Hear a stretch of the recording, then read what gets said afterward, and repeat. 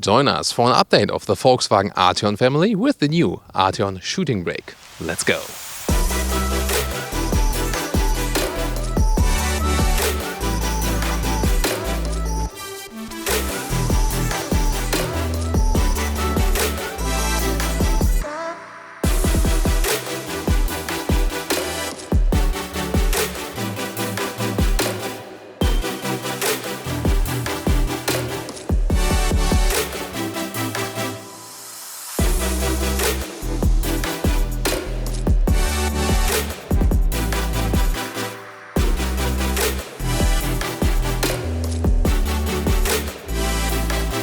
The new upgraded Arteon comes either with a base trim, just called Arteon, then above that is Elegance or R-Line, so more sophisticated trim.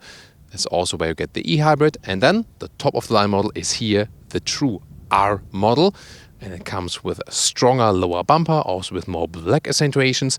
New is also that you have the LED strip right here that also has a middle part, so it seems to be that it goes all over the vehicle.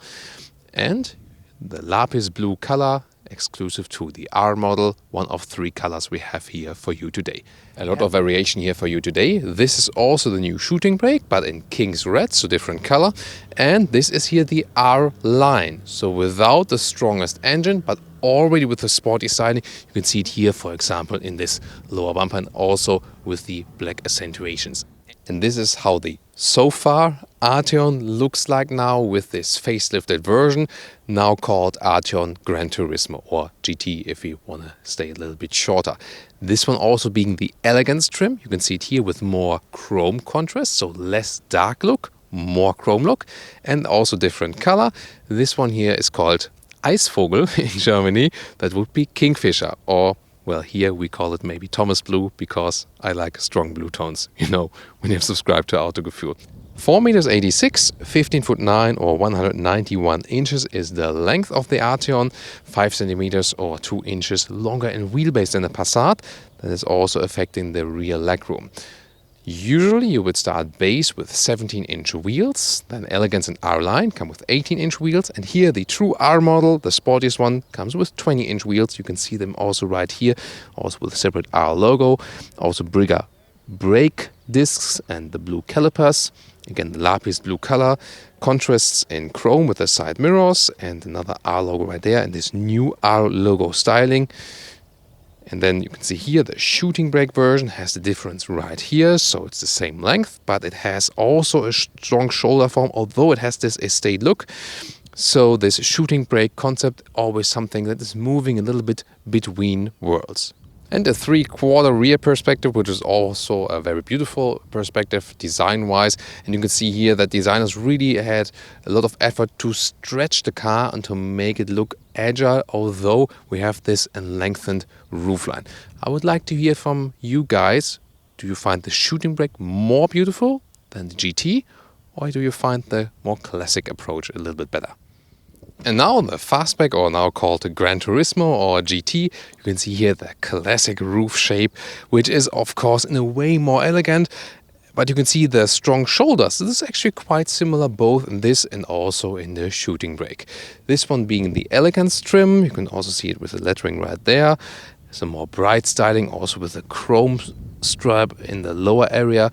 And with optional 19-inch wheels. Remember, 18-inch would be standard for Elegance, 19-inch optional. Here also in the bright styling, so you can really choose if you rather want a more elegant, brighter styling or a sportier, dark styling. And also the rear here first with the most impressive version, the Arteon R.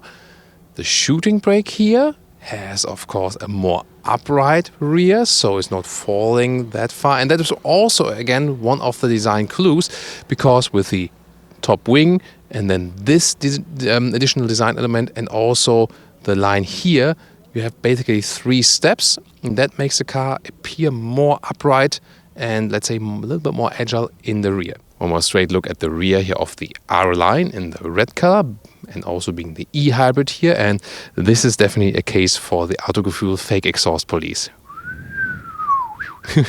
So we have 2 clear fake exhausts left and right. The R line has a stronger fake exhaust. It will be different in the Elegance.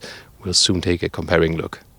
And the rear of the Gran Turismo. Here, what I said here, of course, this falling window then. This is the main difference. But you can see that the upright elements here have been kept, from the Gran Turismo and then transported onto the Shooting Brake. Engines, let's start with the strongest one. 2 gas struts, here left and right, and then there's no R engine cover, however, that was saved, but I can tell you the 2-liter TFSI turbo engine, 4 cylinders and 320 horsepower.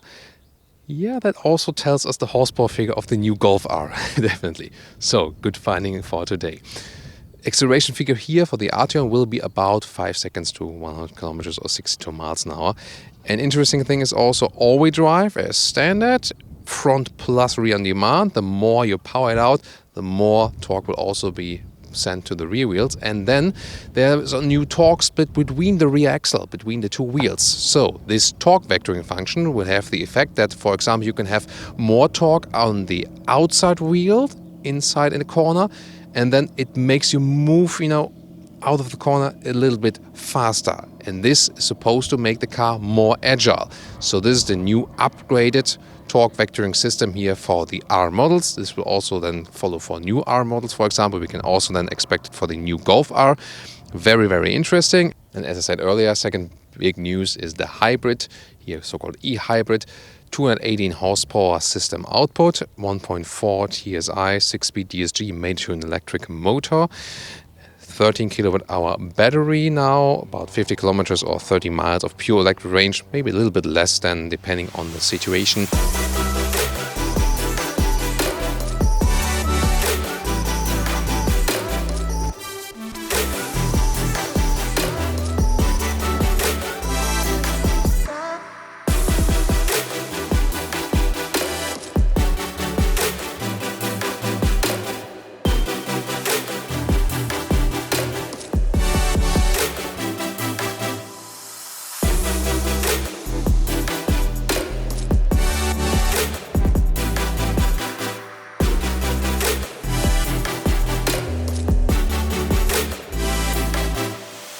Let's take a test seat, see how the comfort is actually getting inside. And you remember that the Arteon R sits a little bit lower, but you still get the impression of a mid-size sedan feeling, so to say, although we have the shooting brake here, and the seat gives you a little bit more side support, but it's still reasonably soft.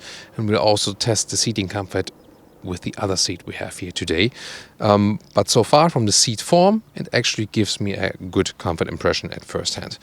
Steering wheel moved in a manual way right there, and the new steering wheel is actually quite cool. It looks quite fancy, also gives you a good grip. Yet again, these buttons here at the steering wheel, not really a fan of it, so you cannot really press them deep in there, but you still get a capacitive feedback when you have it on. So that's the thing. Now here again I have them illuminated, and then I also get the feedback, so to say. I'm not sure if you can maybe hear a little bit of that when I press it. And here again with the R mode button that I can get a sporty race mode at any time for overtaking and so on. And also steering wheel heating is a function that's of course very nice for winter days. As for the headroom, this is the same shooting brake and the Gran Turismo in the front. And with the 1.86 m or 6'1", there's still plenty of headroom left. There are also panoramic roofs available. However, more crucial will be the headroom in the rear. But let's first finish the interior in the front. First look at the R interior. We see sporty decor elements, for example. And I also want to tell you something more about the screen schematics. On the left side, 11.7-inch digital instruments always now. And here on the right side, it starts here with this one, with the 8-inch screen. And this one still has knobs here for the volume and also for zooming in and out the map. And I think that's more practical, especially while driving. What about the rear? Here, first of all, soft touch at the inside of the doors, also at the rear. That's good. And then let's get inside, and there's plenty of legroom left. Wow, this is a great result indeed. So awesome space, and that's actually more than in some of the bigger premium competitors, for example. Here you have some bags at the back part of the seat, and this is the one without panoramic roof, and this leaves also a lot of headroom here in the rear. I now switch to the R line. Same seat, however, optional then. And this is done with the panoramic roof. And this gets quite close then headroom-wise. So you have to bear in mind it still works for my size, no problem. But then again, when you have this panoramic roof, you lose some headroom. However, you get more light in the interior, and you can also open it, and it's always a lot of fun to drive, of course, in summer then with the roof open. It's actually quite wide here, and also then still the shooting brake here, so it's also available here one for the shooting brake. Now the straight interior overview, this one here being the R line, and also the 9.2-inch screen, the bigger one, the optional one, R line, and in this case here also with a sporty decor element. Soon more details to each screen. First of all, in the lower area here, this one is the climate unit, which has capacitive style also, but big temperature display, and I still prefer manual knobs, but for a slider, this one is actually quite reasonable. So it works quite fast and easy. Same with the vent strengths. Though we have criticized systems like this in the new Golf or the Leon and so on, and Volkswagen is also thinking internally about it now because of the negative customer feedback. But here in the Arteon, I think this is one of the best sliders here we've seen so far, at least.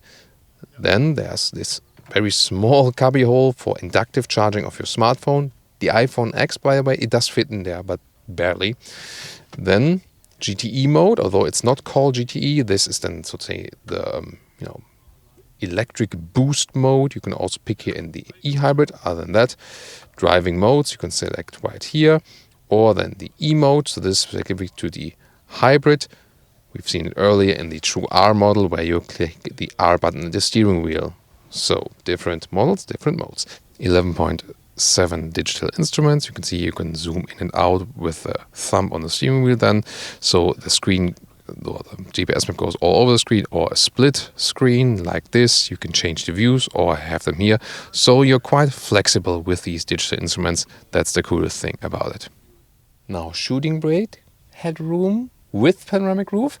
You can see here for the rear passenger, it raises to the end again, and then I can still sit here very comfortably. It's no problem. Just when I would lean forward like this, but probably you don't do that while driving. So that's actually perfectly fine then. With 580 liters to 1,630 liters, the shooting brake here is 20 liters to 120 liters more capacity than the GT. Here flipping the logo, and then you open the hatch, and then you have a little bit more space and height especially. Oh, this is a Arteon bag, just a sample bag right here, so it's a very practical trunk. There is a loading sill here because they decided they want to offer more height instead of an even loading sill. That depends on if you put a floor cover in there. In this case, they just want to offer more height.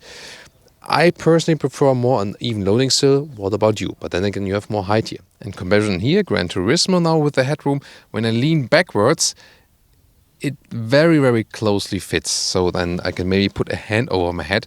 But that's the thing then, you lose then. But still, even if you go for the Gran Turismo, still tall people can sit in the rear. And now to the conclusion for today with the new Volkswagen Arteon, this update and the new body form, the Arteon Shooting Brake, together with the hybrid and the other. Well, so many new things here with the Arteon, so I think it has been a very interesting and diverse episode. First of all, I think the shooting brake concept, it makes it a little bit more practical, especially for rear passengers and also for the loading concept. However, the Arteon was practical already. It was some kind of hybrid, in the practical sense, because you had the interesting form, but already had this very practical opening, so something between sedan and the shooting brake. This one then being a real shooting brake, you have then some kind of a design Passat estate. And indeed, they also changed the interior a lot. They wanted to make the positioning a little bit different there. They wanted to have a wider span between the Passat and the Arteon, and I think they really achieved that. So we do have these new microfiber seats as well. We did not have them on location today, sadly, but we can maybe show that to you at a later stage. But the interior has a very good impression quality-wise. Yeah, the temperature sliders, we can surely discuss about that. But I can tell you they are also being discussed internally at Volkswagen. So maybe this will not be the end of this discussion there. Driving-wise, the driving itself won't change that much. It will also not be that different both from shooting brake and from the GT. With the DCC in the R, it will be stiffer definitely, sportier, and especially with this new torque split system, the torque vectoring system, this will be something very different, and maybe then the car will feel smaller than it actually is. Really looking forward, especially to drive the R version right here. I think we can still expect a lot from this vehicle. You can ask yourself if it makes sense that they invest even more in this project because it's not, let's say, not the most successful, not the most important one for the brand. Then again, brand image is also something very important. And I mean, it's a very beautiful looking car. And it is also something, where you say, thinking outside the box, they're doing something which is not really that necessary. But maybe, about buying the cars, it's not always about what is necessary, but also what's beautiful. In this case, it can also be a little bit more practical, although you still have the beautiful styling. So a very interesting vehicle. Especially important will also be the new plug-in hybrid version when you think about company fleet vehicles and so on, with tax reductions and so on, especially in Germany, a very important topic. So a lot of variation to talk about. I hope you join us in discussion. Tell us what you think about the new Arteon, updates in general, shooting brake version, hybrid R-Line. Which one would be your favorite? Tell us in the comments. See you next time.